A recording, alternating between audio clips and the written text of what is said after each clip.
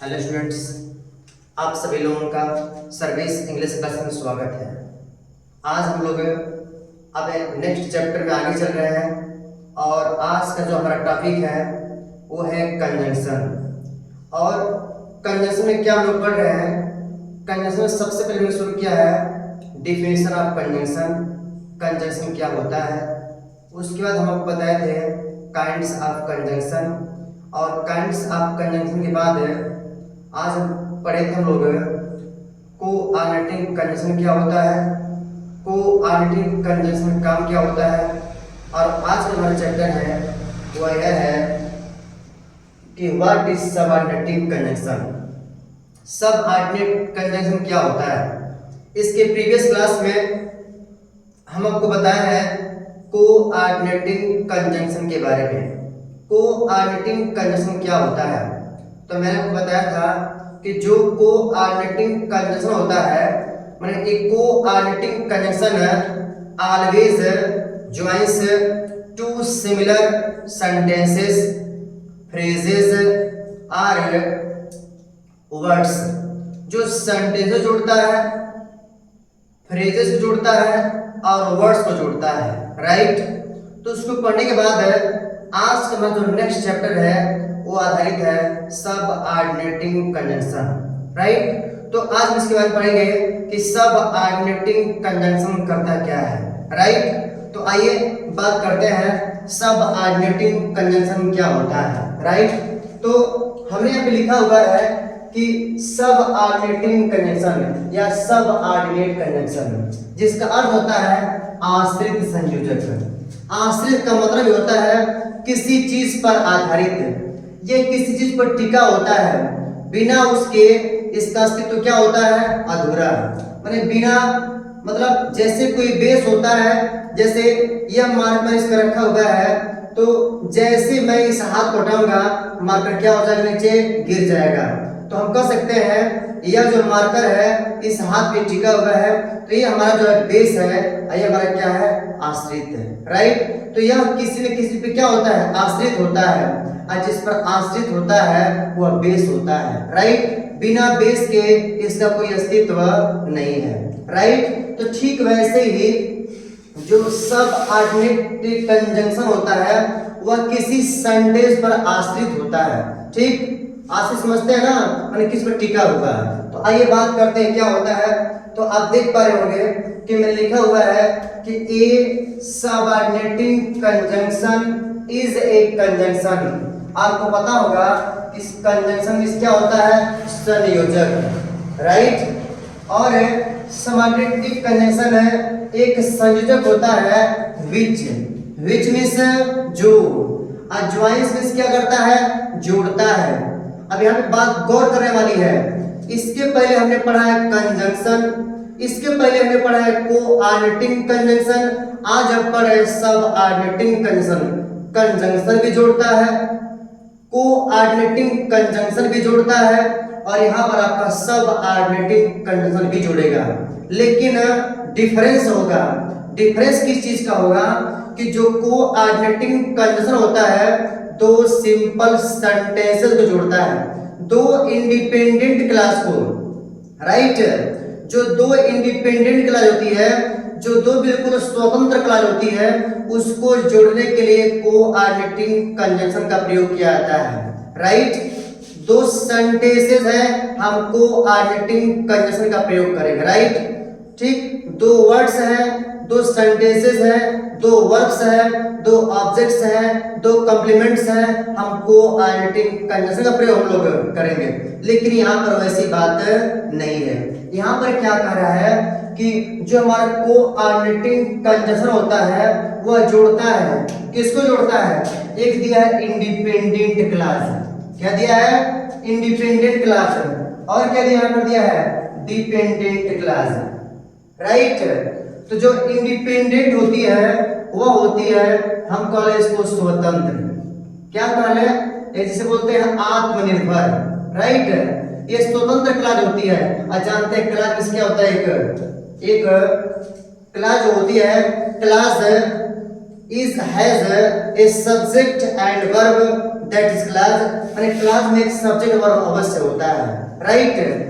यह जो होती है डिपेंडेंट क्लास है, इसे बोलते हैं हम लोग क्या बोलते हैं, आश्रित।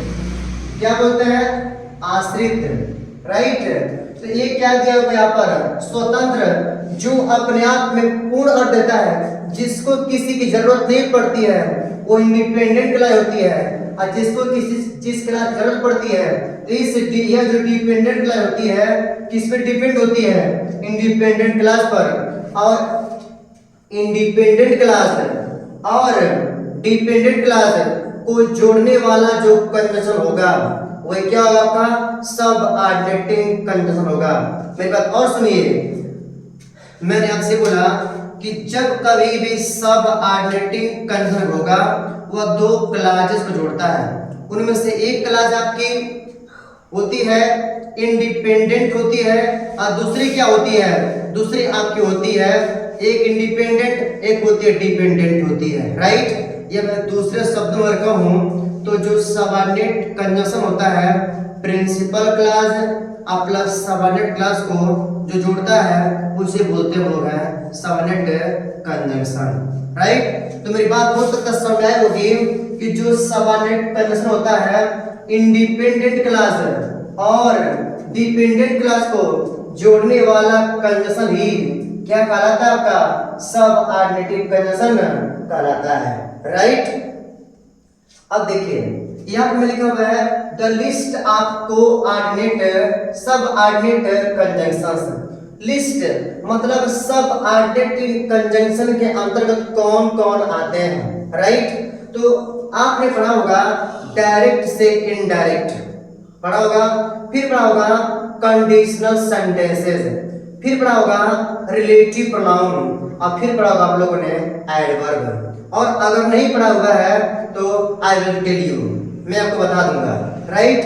तो अभी फिलहाल यही समझिए कि जब हम डायरेक्ट से इनडायरेक्ट बनाते हैं तो जब कामा और इन्वर्टेड कामा को हटाते हैं तो कुछ कंजंक्शन का प्रयोग करते हैं। कभी दैट का प्रयोग करते हैं, कभी इफ का प्रयोग करते हैं, कभी वेदर का प्रयोग करते हैं, कभी क्वेश्चन वर्ड का प्रयोग करते हैं ना। फिर रिलेटिव प्रोनाउन में हम कभी हु का प्रयोग करते हैं, कभी हुम का प्रयोग करते हैं, कभी हुज का प्रयोग करते हैं, कभी दैट का प्रयोग करते हैं, राइट। कभी वेयर का प्रयोग करते हैं, कभी क्वेश्चन वर्ड का प्रयोग करते हैं ना।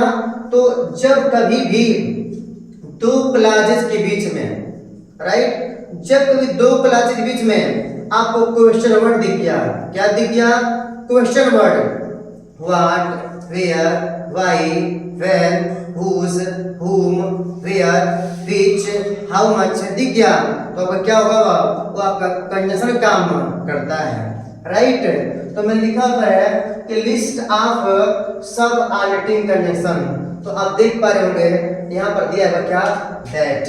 क्या दिया हुआ है, दैट। तो यह जो दैट होता है, इस दैट का अर्थ जो भी होता है, और इस दैट का अर्थ की भी होता है। कब, जब यह कंजंक्शन का काम करता है तो इसी दैट का अर्थ जो भी होता है, और फिर क्या होता है, की भी होता है, और इसी का क्या होता है, जिसे भी होता है, राइट। फिर यहाँ पे दिया इफ, जो इफ होता है, इफ का अर्थ होता है अगर, और इफ का अर्थ होता है कि, क्या, राइट। फिर दिया वेदर, जानते हैं कि जब डायरेक्ट से इंडेड बनाते हैं तब इफ भी लगाते हैं, और क्या लगाते हैं, वेदर है, तो इस वेदर का भी अर्थ हो जाएगा कि, क्या। फिर दिया व्हेन, व्हेन मींस आपका जब भी होता है, और कि कब भी होता है, राइट। फिर आपका होता है आफ्टर, आफ्टर मींस होता है बाद में, क्या होता है, बाद में होता है, के बाद, ठीक। आप पढ़ोगे पास्ट परफेक्ट टेंस, तो पास्ट परफेक्ट टेंस में हम बिफोर का प्रयोग करते हैं और आफ्टर का भी प्रयोग करते हैं। जब दो घटना घटती है तो हम बिफोर लगाते हैं, क्या लगाते हैं, आफ्टर भी लगाते हैं। तो बिफोर माने होता है पहले, राइट। आल्दो, आल्दो मींस क्या होता है, यद्यपि। टिल मींस क्या होता है, तक होता है, अच्छा है, जब तक, इसका अर्थ होता है। वेयर, वेयर मीन्स आपका जहां भी होता है, और वेयर मीन्स आपका होता है जब भी होता है, राइट। फिर हु मीन्स क्या होता है, कौन, सॉरी जो वेयर होता है इसका अर्थ जहां होता है, चाहे क्या होता है इसका मतलब कि कहां इसका अर्थ होता है। हु मीन्स क्या होता है, कौन भी होता है, हु का मतलब कि कौन, और हु का मतलब जो भी होता है। सो दैट होता है, इसका अर्थ क्या होता है, ताकि होता है, ठीक, एक्सेट्रा। इसी तरह और भी आपके कंडीशन होंगे, ठीक, जो आगे आपको बताया जाएगा। फिलहाल हम यही जानेंगे कि जो हमारा सब ऑर्डिनेटिंग कंडीशन होता है, दो क्लासेस जोड़ता है, उसमें एक क्लास इंडिपेंडेंट होती है और दूसरी क्लास क्या होती है आपकी, डिपेंडेंट होती है, राइट। सबसे मेन चीज मैं बताना चाह रहा हूं आप लोगों को, सबसे मेन चीज क्या है कि अगर कभी भी दो क्लासेस हैं और आपको कंफ्यूजन हो रहा है कि हाउ टू आइडेंटिफाई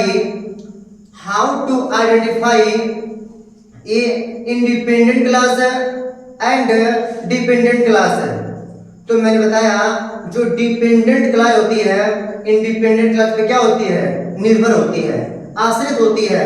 तो जब कभी भी माने whenever a dependent class begins it has a conjunction, जब कभी भी आपकी डिपेंडेंट क्लास शुरू होती है, इसके शुरुआत में आपका कंजंक्शन हर हालत में होना चाहिए, तो होना चाहिए। और यही इसकी पहचान है कि डिपेंडेंट क्लास की शुरुआत किससे होती है, कंजंक्शन से होती है, और उसे बोलते हैं लोग क्या है, वही हमारी हो जाती है डिपेंडेंट क्लास है, या दूसरी भाषा बोलते लोग हैं सब ऑर्डिनेट क्लास, राइट। सब ऑर्डिनेट क्लास होती है वो तीन तरह की होती है, नाउन क्लास, एडजेक्टिव क्लास और एडवर्ब क्लास। इसका मैं अलग से क्लास बनाऊंगा, राइट। अब देखिए कुछ यहाँ पर एग्जांपल है, मैंने आपको सारा बता दिया कि what is the function of सब ऑर्डिनेटिंग कंजंक्शन। सब ऑर्डिनेटिंग कंजंक्शन का फंक्शन क्या होता है, उसका काम क्या होता है, तो बस आप काम इतना याद रखिएगा, डिपेंडेंट क्लास और इंडिपेंडेंट क्लास दोनों को जोड़ने वाले को हम क्या बोलते हैं, दोनों को जोड़ने वाले को हम क्या बोलते हैं, सब ऑर्डिनेट कंजंक्शन बोलते हैं, राइट। फिर हम कैसे पहचाने कौन हमारी डिपेंडेंट क्लास है, कौन हमारी इंडिपेंडेंट क्लास है, तो जो डिपेंडेंट क्लास होगी उसके पहले आपका कंजंक्शन अवश्य होगा। आपके सामने कुछ कंजंक्शन यहाँ पर दिए गए हैं, राइट। अब आते एग्जाम्पल में देखते हैं कि हमारा कौन सा कंजंक्शन है, ठीक। आइए बात करते हैं। अब देख रहे होंगे when I went to his house he was sleeping, तो आप देख पा रहे होंगे यहाँ पे क्या दिया हुआ है, यहाँ पे क्या दिया हुआ है, कामा। जैसा कि रूल है अगर कोई सेंटेंस व्हेन से शुरू होता है तो व्हेन के साथ क्या लगता है, आपका कामा लगता है, राइट। तो हमने बोला है कि अगर कंजंक्शन जिसके साथ रहेगा वो कैसी क्लास होगी, वो आपकी हो जाएगी डिपेंडेंट क्लास। तो आप देख पा रहे होंगे यह जो व्हेन है यह की क्या हो गई, व्हेन आपकी हो गई सब ऑर्डिनेट कंजंक्शन हो गया। आज जब सब ऑर्डिनेट कंजंक्शन हो गया तो ये जो हमारी I went to his house ये हमारी क्या हो जाएगी, ये हमारी हो जाएगी डिपेंडेंट, क्या हो जाएगी, डिपेंडेंट क्लास हमारी हो जाएगी, राइट। तो इससे सिद्ध होता है और ये हमारी क्या हो जाएगी, ये हमारी हो जाएगी independent class, independent class, right. तो इस बात को नोटिस कीजिएगा कि जब कभी भी जिसके साथ हमारा कंजंक्शन होगा उसके साथ वाला उसके बाद वाला हमारा क्या रहेगा, उसके बाद वाला डिपेंडेंट क्लास रहेगा। इसलिए आई डू नॉट वांट, मैं नहीं चाहता हूँ, टू प्ले मींस खेलना, मैं खेलना नहीं चाहता, बिकॉज क्या दिया यहाँ पर, बिकॉज मींस क्योंकि आई एम नॉट फिट। तो आप देख पा रहे होंगे कि बिकॉज के बाद आपका क्या आया है, आई एम नॉट फिट, तो अब ये क्या हो जाएगा, ये तो बिकॉज हमारा क्या हो जाएगा, सबऑर्डिनेट कंजंक्शन। अरे हमारी क्या हो जाएगी, ये हमारी हो जाएगी डिपेंडेंट क्लास, राइट। इसमें देखिए ही सेज आ गया दैट, क्या आ गया, दैट आ गया, और आपने लिखा हुआ है कि जब दैट आ जाए, चाहे इफ आ जाए, चाहे वेदर आ जाए, बिकॉज आ जाए, सो दैट आ जाए, वो क्या होती है आपकी है, वो आपका होता है सबऑर्डिनेट कंजंक्शन, और उसके बाद वाला ये हमारा क्या हो जाएगा, ये हमारा हो जाएगा dependent class, right. The teacher asked me, अब देखिए फिर अभी क्या आ गया आपका, इफ, क्या आ गया आपका, इफ, और इफ हमारा क्या हो गया, सबऑर्डिनेट कंजंक्शन, और इसके बाद वाला क्या हो जाएगा आपका, ये आपका हो गया डिपेंडेंट, राइट, डिपेंडेंट, राइट। तो ये हमारा क्या हो जाएगा, ये हमारी ये हो जाएगा इंडिपेंडेंट, ये हमारी इंडिपेंडेंट, ये हमारी इंडिपेंडेंट, राइट। अब देखिए ये हमारा हो गया आई शैल हेल्प हिम, मैं उसकी सहायता करूंगा। इफ मीन्स अगर, मैंने बोला है इफ मीन्स क्या होता है, अगर भी होता है, इफ मीन्स कि क्या भी होता है, अगर वह मेरे पास आता है तो मैं उसकी सहायता करूंगा। तो आप देख पा रहे होंगे जो इफ है हमारा कंजंक्शन है, और कैसा कंजंक्शन है, सबऑर्डिनेट कंजंक्शन है, और जब सबऑर्डिनेट कंजंक्शन दिया जाएगा उसके बाद जो हमारा सेंटेंस आएगा वो क्या होगा, वो हमारी होगी डिपेंडेंट क्लास, क्या है ये हमारी है डिपेंडेंट, राइट, डिपेंडेंट क्लास। ये हमारी क्या हो जाएगी, ये हमारी हो जाएगी प्रिंसिपल, ये हमारी प्रिंसिपल क्लास हो सकती है, इसको है जैसे क्या हो सकता है, इंडिपेंडेंट क्लास, राइट। अच्छा, although he is poor yet he is happy, तो मैं बता दूं हमने इसमें ऑल्दो जरूर लिखा है, लेकिन मैं बता दूं कि जो ऑल्दो होता है, ऑल्दो के साथ येट का प्रयोग अवश्य होता है, ऑल्दो का प्रयोग, ऑल्दो के साथ येट का प्रयोग अवश्य होता है। तो इसको मत दिखेगा कि यहाँ पर येट का प्रयोग हुआ है, यहाँ पे ऑल्दो का प्रयोग हुआ है, शुरुआत तो ऑल्दो से हो रही है ना, तो ये ऑल्दो हमारा क्या हो जाएगा, ऑल्दो हमारा सबऑर्डिनेट कंजंक्शन होगा। आज तो जब जिसके साथ सबऑर्डिनेट कंजंक्शन होता है वो क्या होता है, वो होता है आपका डिपेंडेंट क्लास, राइट। अरे हमारा क्या हो जाएगा, independent class, independent, right. The doctor came after the patient had died, आप देख पा रहे हो मैं लिखा आफ्टर, मैंने से बताया है आफ्टर में क्या होता है, बाद में, अच्छा के बाद, डॉक्टर आया कब, मरीज के मरने के बाद डॉक्टर आया, आपने पढ़ा होगा पास्ट परफेक्ट टेंस। तो जब कभी भी आफ्टर के बाद आता है, जब बाद आता है, तो आफ्टर के पहले वाले सेंटेंस को हम पास्ट इंडेफिनिट लिखते हैं, और आफ्टर के बाद वाले को हम पास्ट परफेक्ट लिखते हैं।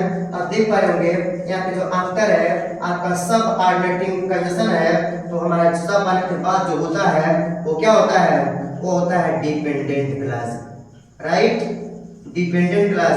ये हमारा क्या हो जाएगा, ये हमारा हो जाएगा इंडिपेंडेंट क्लास, राइट। इसमें आते हैं डोंट, डू नॉट, देखिए इस डू नॉट को अगर हम चाहें तो हम ऐसे लिख सकते हैं डोंट, राइट। तो do not go until he is ready, देखिए क्या दिया है, अंटिल मींस क्या होता है, जब तक नहीं वह तैयार हो जाता है तब तक मत जाना।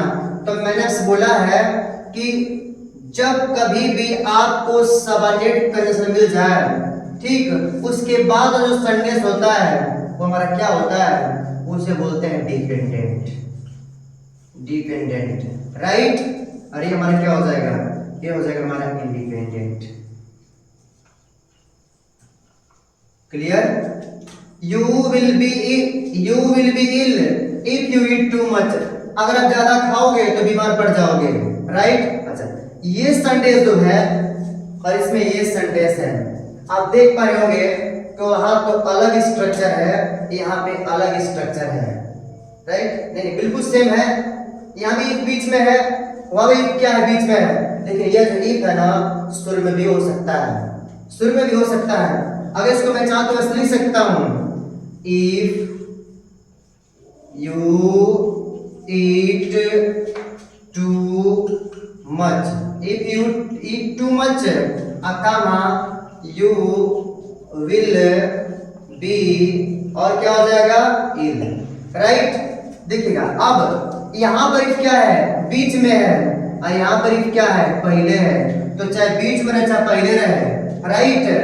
तो जब कभी आपको इफ दिख जाए, चाहे बीच में हो चाहे पहले हो, वही हमारा क्या होगा, हमारा सब अननेटिव कंडीशन होगा।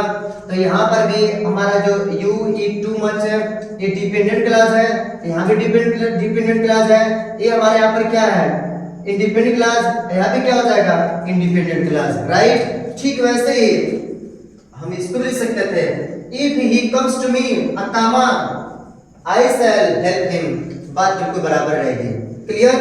अब आते हैं I work hard so that, इसमें क्या आ गया आपका, सो दैट, क्या आ गया, so that I work hard, मैं परिश्रम करता हूँ, मैं मेहनत करता हूँ ताकि मैं पुरस्कार जीत सकूं, जीत लूं, राइट? तो आप देख पा रहे होंगे सो दैट है, सबऑर्डिनेट कंडीशन है, तो बाद वाला क्या हो जाएगा, इसके बाद वाला हो जाएगा आपका डिपेंडेंट क्लॉज, डिपेंडेंट क्लॉज। और अब उसके पहले जो हमारा सबऑर्डिनेटिंग कंडीशन है, उसके पहले जो हमारा सेंटेंस होगा वो क्या हो जाएगा, independent, right? Independent. I do not know whether he is, देखिए फिर आ गया वेदर, वेदर हमारा क्या हो जाएगा, सबऑर्डिनेटिंग कंडीशन हो जाएगा।